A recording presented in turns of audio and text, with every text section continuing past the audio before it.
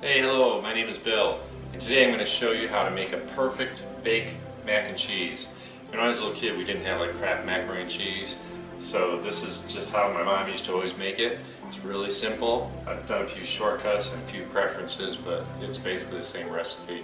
I usually double this recipe so that I can have plenty of leftover, but I just want to show you kind of the original version so it's not as hard to handle. So let's get started. I actually have pot of water boiling here to cook the macaroni, and I've got some butter here melting. First I want to get the macaroni in. Got my timer set. It's going to take 9 minutes to cook this macaroni. The only thing I do is stir it occasionally. You can pretty much leave it alone.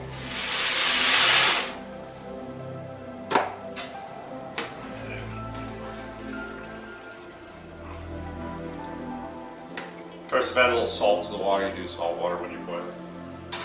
Alright, timer's gone. So over here, I've got half a stick of butter, quarter cup, and I'm dumping in a third of a cup of flour. Perfect. Just get this whisking around.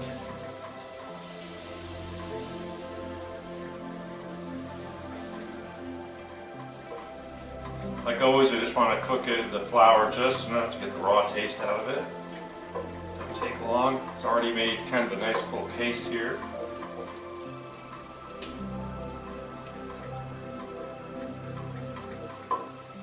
Okay. And I want to give this about 30 more seconds, so I'm going to check my macaroni out here. It's all good.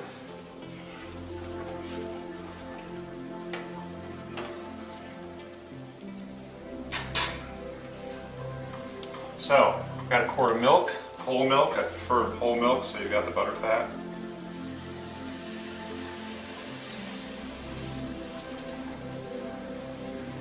The milk's still kind of cold, so just want to be careful, like always.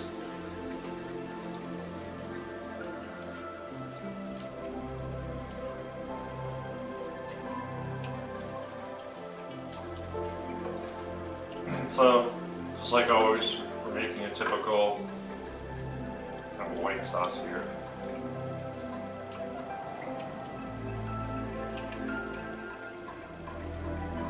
Just let it keep thickening as we go.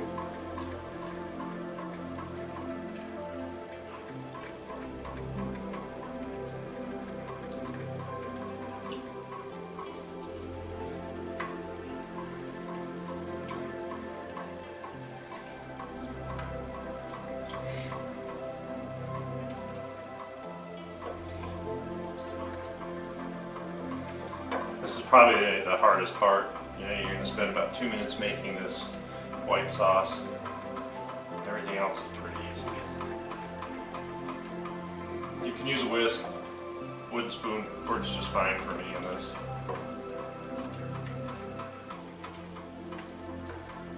As soon as it starts to get thick again, we're just going to add another half cup or so.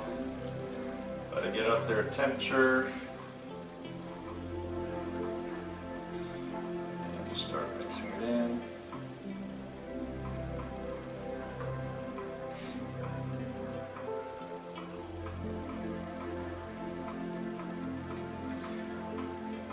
My timing's right, so I'll work out. It takes about 10 minutes to make the white sauce, and it's 9 minutes for the pasta. So let's see if I can be faster.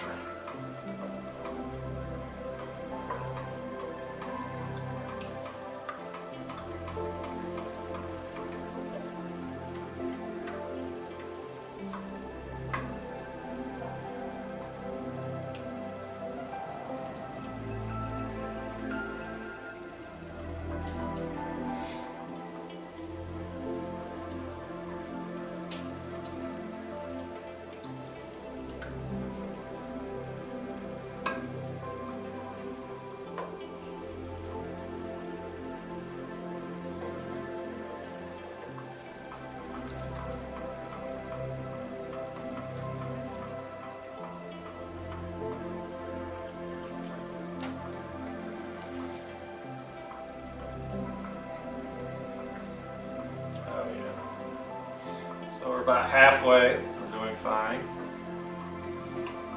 Let's stay nice and warm. Good consistency to it.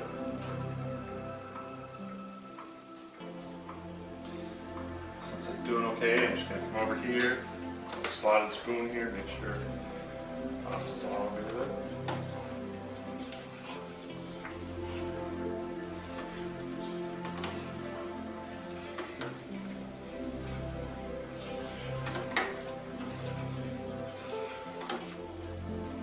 Perfect.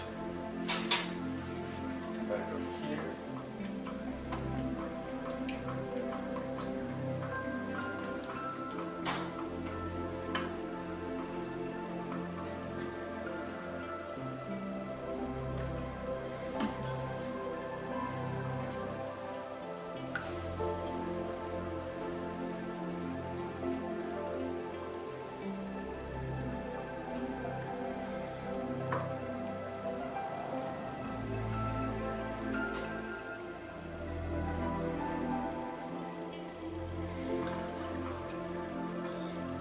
Towards the end is the toughest because you want to make sure that you don't get it's nice and kind of creamy.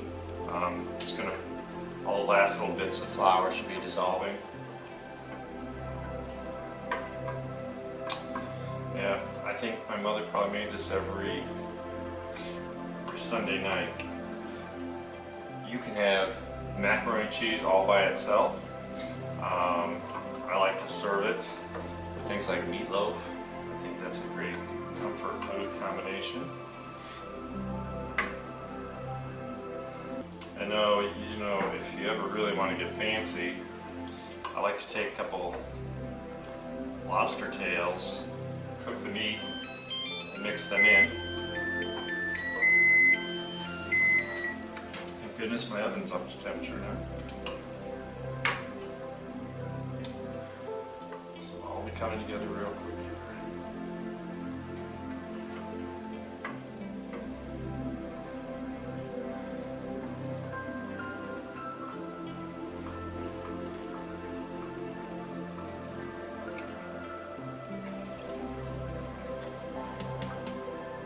Quart of milk is in.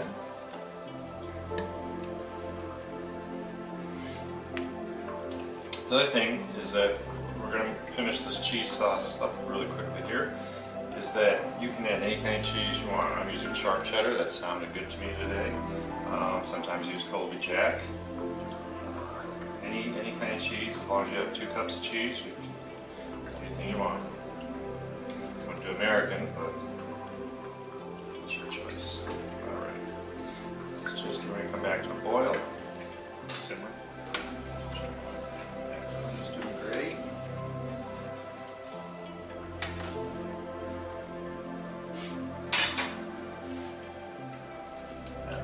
While this is coming back up, the only thing I add is I've got a pinch of salt and some white pepper. The whole story is that white pepper, it's a little milder, but it doesn't leave black specks in your sauce.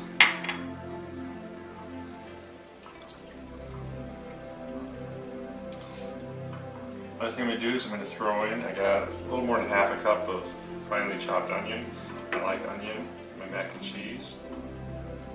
Adds a little flavor. And vegetables too.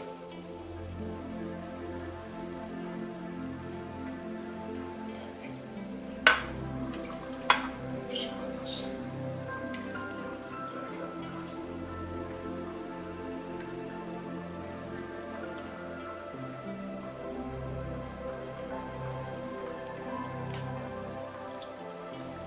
Did this right and it's hot enough.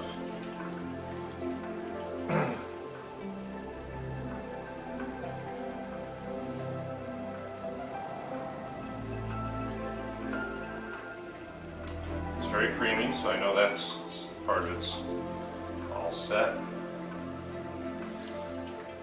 So you're not going to have as thick, it's not going to be like a roux, it's not going to be as thick, because obviously you've cooked the macaroni to al dente, so a lot of the liquid's going to come out of the sauce into the pasta, and the cheese is really going to be a big thickening agent.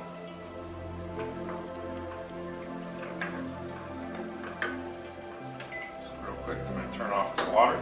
It's about 10 seconds away. Let me have this cheese, your cheese sauce. Done.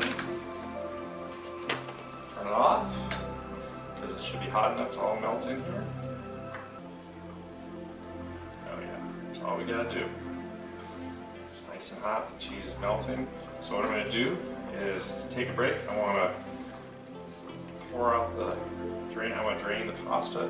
We'll be right back to put this all together. See you in just a minute. All right, I've got the pasta drained. It's in the colander still. It's real easy. You just put it on a pan, pot, so you can keep it on the stove. I want to finish up my cheese sauce. Is just about perfect.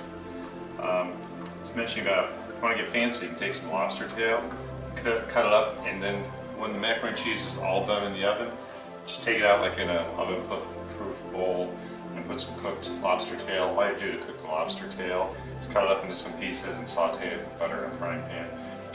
But I love to do that.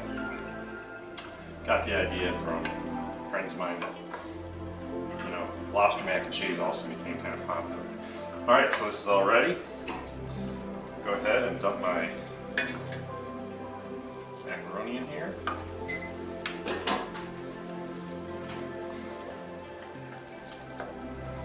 Nice and mixed around. Even though the stove is off, it's plenty hot and heavy.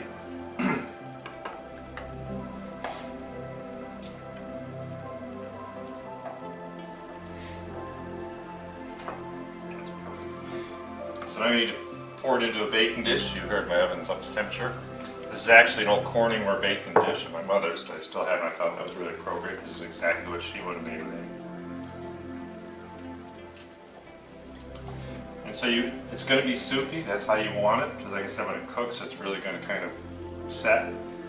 So all I got to do now is very gently, carefully pour this in.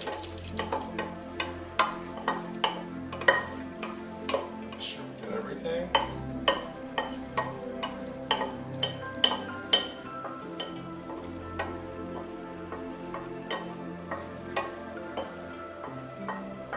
Make sure it's kind of even.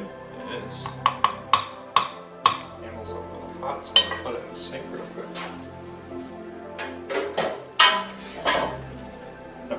Most of you probably remember, if you're old enough, putting breadcrumbs on top. I didn't really care about that whole thing. What I like to do is I take a package of 5 ounces of Swiss cheese, which is going to make a nice little crust on top.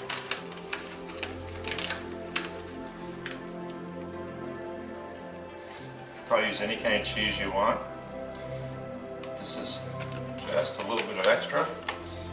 I want to put that in the oven. It's going to take half an hour for this to cook.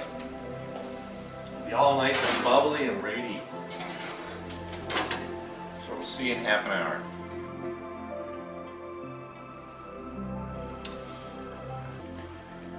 Alright, it's been half an hour. This looks ooey gooey greatness. I just want to dish some of this up.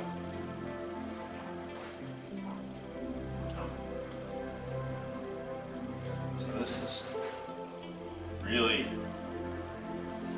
it's almost a hybrid. It's got a lot of cheesiness to it, like your box stuff, but it's got better consistency. Smells great, looks great. I hope you want to try this sometime. And as always, please comment and subscribe. This is one of the easiest things to make. Doesn't take very long, and the hardest thing is in the oven. Enjoy it, and we'll see you next time.